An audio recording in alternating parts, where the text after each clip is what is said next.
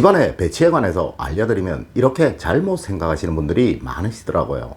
부잣집은 넓으니까, 부잣집은 청소하는 사람이 따로 있으니까, 부잣집은 좋은 그림, 좋은 가구를 집안에 둘 수 있으니까, 또한 부잣집은 돈이 많으니까 뭐든 다 할 수 있으니까 라고 말입니다. 네, 이는 정말 잘못된 생각입니다. 제가 늘 알려드리는 이야기는 부자가 된 이후에 집안을 꾸미는 이야기가 아니에요. 네, 부자가 되기 이전에 부자가 되기 위해서 집을 꾸미는 그 방법이라는 것이죠. 여러분, 명당은 절대 따로 정해져 있는 것이 아닙니다. 아무리 명검이라고 하더라도요, 그 칼을 사용할 수 없는 사람이라면 한낱 부엌에서도 쓰지 못하는 장식품일 수밖에 없는 것이죠. 네, 여러분이 먼저 부자가 될 수 있는 자격을 갖추셔야 합니다. 우리의 풍수학은 분명히 이렇게 말하고 있습니다. 명당은 하늘의 기운과 땅의 기운이 고루 융합되도록 소통이 되어야 하고, 또한 이 기운을 얻을 수 있는 사람이 얻어야 비로소 그 가치가 만들어지는 것이라고 말입니다. 늘 운을 얻을 자격이 되는 사람이 되려고 노력하십시오. 그래야 제가 알려드리는 이 모든 지식들이 여러분에게서 비로소 빛을 발하게 되는 것이고요, 여러분의 삶이 정말 변하게 되는 것입니다. 여러분 안녕하세요, 이정재입니다. 잘 되는 집안은 분명 다릅니다. 우리 풍수학에는 이런 말이 있다는 거예요. 집을 사랑하면 집안이 일어난다고 말입니다. 자, 여러분, 과연 이 말이 무엇일까요? 네, 두 가지로 나눠 볼 수 있겠죠. 먼저 집을 사랑한다는 것은 집안의 가족을 사랑한다는 의미로 해석을 할 수 있을 것이고요, 또한 집 자체를 사랑하는 것으로 판단해 볼 수도 있을 것입니다. 네, 맞습니다. 이 두 가지 관점에서 이제 번영할 집, 재운이 가득할 집이 되는 그 방법을 알려드리도록 하겠습니다. 먼저 집을 사랑하는 경우입니다. 첫 번째가 먼저 좋은 집이 되는 조건입니다. 우리 풍수학에는 이런 말이 있습니다. 집이 번성하려면 그 형태가 맞아야 하고 터가 좋아야 하며 내실이 있어야 한다고 말이에요.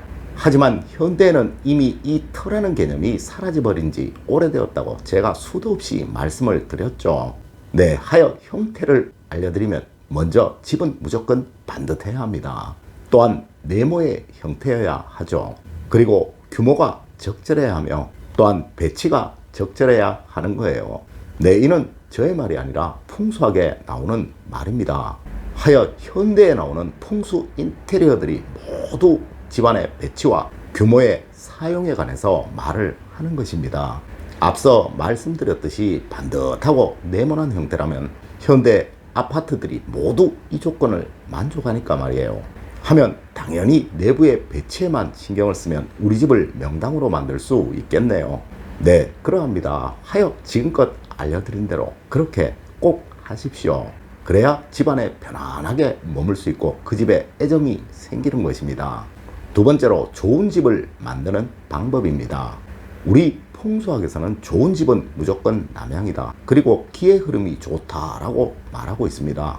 하지만 과거와 달리 현대 주택의 경우에는요, 나의 의지와 달리 이미 만들어진 집에 들어가는 경우가 많고요, 또한 조명이나 난방에 의해서 이 남쪽 방향의 집 방향에 관한 보완은 충분히 되고 있다는 거예요. 하여 굳이 이 조건은 이제 현대 집에서는 아무런 가치가 없는 것이겠죠. 때문에 당연히 기의 흐름이 좋은 집이 되도록 만들어야 하는 거예요. 기의 흐름이 좋은 집, 과연 어떻게 하면 될까요? 네, 우선이 환기이고 두 번째가 실내 배치입니다. 물론 실내 배치에 관해서는 앞서의 영상, 우리 집 명당으로 만드는 법에서 이미 알려드렸죠. 하여 이제 환기입니다. 원래는 반드시 하루에 한 번은 창을 열어야 하는 것입니다. 네, 실내의 공기를 하루에 한 번은 무조건 환기를 시켜 주어야 한다는 거예요. 여러분, 과연 물이 한 곳에 계속 고여만 있다면 어떻게 될까요? 네, 이 기 역시 마찬가지입니다. 늘 새로운 기운과 순환이 되고 섞이면서 점차 그 기운이 맑아지고 강해지는 것입니다. 하지만 현대의 주택 구조가 고층 구조가 참 많고요, 이러니 당연히 창을 열 수 없도록 설계된 곳 역시 많죠. 하지만 집안 어딘가 반드시 열 수 있는 창이 있을 것입니다. 네, 이 창을 충분히 열어 두셔야 한다는 거예요. 가능한 낮 시간에 양기가 충분히 흐르는 시간에 말입니다. 네, 이제 가족을 사랑하는 경우입니다. 이는 당연히 화목을 말하는 것입니다. 화목하지 않은 가정에 생기가 살아나서 집안이 번영하는 경우는 절대로 없습니다.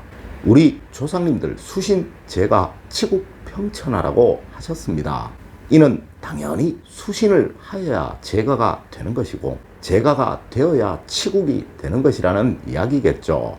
네, 하여 늘 여러분을 돌아보시고요. 늘 여러분을 반성하십시오. 내가 과연 우리 가족을 위해 최선을 다하고 있는가? 내가 과연 우리 가족들에게 미안한 부끄러운 행동을 하고는 있지 않은가라는 것을 말입니다. 네, 그리고 나서 이제 제가를 하십시오. 이 제가라는 거 저는 이렇게 생각합니다. 과거에는 분명 이 제가라는 것이 집안의 질서를 말했겠지만요. 현대는 대화와 타협을 의미하는 것이라고 말이에요. 네, 자주 대화하십시오. 그리고 항상 여러분들의 가족분들의 의견과 타협을 하십시오. 그래야 화목이 생깁니다. 여러분, 사람이라면 누구나 다 자신이 옳다고 생각을 합니다. 물론 여러분도 그러실 것이고 여러분들 가족분들 모두 그러하실 것입니다. 네, 다름을 인정해야 한다는 이야기예요. 여러분도 틀림없이 20대 때, 30대 때 여러분들의 생각은 맞고 여러분들의 부모님의 생각은 고리타분하고 올드하다고 생각을 하셨었을 것입니다. 네, 여러분들의 자제분들 역시 지금 그러하며 여러분의 남편, 여러분들의 아내 역시 여러분들과 다른 생각을 하고 있을 가능성이 아주 많다는 거예요. 이 다름을 인정하시고 늘 적정선에서 타협을 하시려는 여러분들이 되십시오. 네, 시대가 바뀌면 이 원칙도 조금씩 변화를 주어야죠. 여러분들의 가족분들과 아주 사소한 일이라도 자주 대화를 하시고요. 이 대화 시간을 계속 늘리려 노력하십시오. 그래야 여러분들의 아들, 딸, 남편, 아내가 이 가정에서 소외되지 않고 이 가정의 소속감을 가지게 되며 여러분들의 가정에 화목은 만들어지게 되는 것입니다. 물론 이 화목이 여러분들 가정에 번영을 불러올 것이라는 것은 두말할 필요 없는 사실입니다. 오늘은 우리 집을 명당으로 만드는 그 수단 중에서 가장 중요한 우리 집이 번영하는 법, 그 중에 하나인 우리 집을 사랑하는 법에 관해서 알려드렸습니다. 우리의 학문은 세상의 모든 결과에는 반드시 그 결과를 만든 원인이 있다고 말을 하고 있습니다.